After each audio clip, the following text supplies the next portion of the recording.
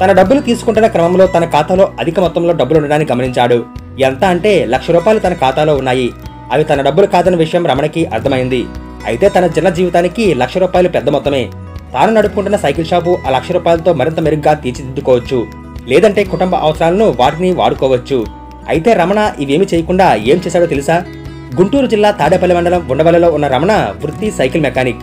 చిన్న షాపు పెట్టుకుని ఎప్పటి నుండో సైకిల్స్ రిపేర్స్ చేస్తూ దాంతో వచ్చే ఆదాయంతోనే కుటుంబాన్ని నడుపుకుంటున్నాడు. 2 రోజుల క్రితం తనవి కాని డబ్బులు తన ఖాతాలో ₹1,00,000 జమ కాగా అవి ఎక్కడి నుంచి వచ్చాయో చూడాలని బ్యాంక్ అధికారులను కోరాడు. వెంటనే బ్యాంక్ సిబ్బంది ఆ డబ్బులు ఎక్కడి నుంచి ట్రాన్స్ఫర్ అయ్యాయో చూశారు. ఒరిస్సాకు చెందిన పంకజ్ మాజీ ఖాతా నుంచి రమణ ఖాతాకు వచ్చినట్లు బ్యాంక్ సిబ్బంది చెప్పారు. వెంటనే అతని డీటెయిల్స్ తీసుకుని అతని ఖాతాకు తిరిగి పంపించమని రమణ బ్యాంక్ సిబ్బందితో చెప్పాడు. వెంటనే బ్యాంక్ సిబ్బంది పంకజ్ మాజీ అడ్రస్ సేకరించి అతనికి ఫోన్ చేశారు. అతను వచ్చిరని ఇంగ్లీష్లో మాట్లాడి తన పిల్లల ఫీజు కట్టే క్రమంలో ఒక ఖాతాకు బదులు మరొక ఖాతాకు ఆ మొత్తాన్ని పంపించినట్లు చెప్పాడు. వెంటనే రమణ ఆ మొత్తాన్ని తిరిగి ఇచ్చేందుకు సిద్ధంగా ఉన్నాడని బ్యాంక్ సిబ్బంది పంకజ్కు చెప్పారు. వెంటనే రమణ ₹1,00,000 ₹1 కూడా పుంజుకోకుండా మొత్తం తిరిగి పంకజ్ ఖాతాకు జమ చేశారు. డబ్బులు వెంటనే తన ఖాతాకు జమ కావడంతో పంకజ్ మాజీ సంతోషం వ్యక్తం చేశారు. రమణ నిజాయితీని మెచ్చుకున్నారు. బ్యాంక్ సిబ్బందికి ధన్యవాదాలు తెలిపారు. సకాలంలో తిరిగి డబ్బులు ఇచ్చేయడంతో తమ పిల్లల చదువు ఆగకుండా చేశారంటూ చెప్పుకొచ్చారు.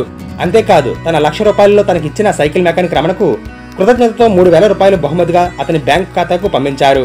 దీంతో రమణ కూడా సంతోషంగా ఆ మొత్తాన్ని తీసుకున్నారు. రమణ నిజాయితీని అందరూ మెచ్చుకుంటున్నారు.